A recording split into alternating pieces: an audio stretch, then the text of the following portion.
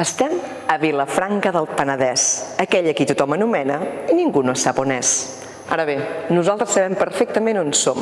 Estem al Vinzeum, el Museu de les Cultures del Vi de Catalunya.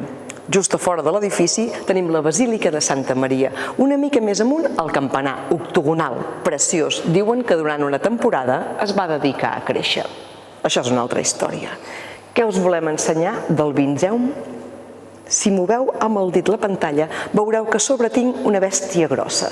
Aquest animal és un sireni. Estava al Penedès, quan el Penedès encara tenia mar, perquè no tot comença a Vilanova, nosaltres ja hi érem abans. Aquest sireni, que data de l'època d'entre aproximadament 23 i 50 milions d'anys enrere, té una història molt peculiar.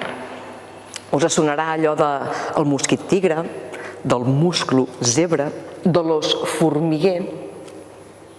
Què li va passar amb el sireni?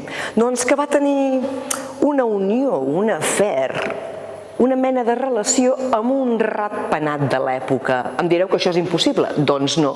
En tenim una prova fent. Segur que molts de vosaltres heu vingut a la Festa Major de Vilafranca. Si no, quedeu convidats directament.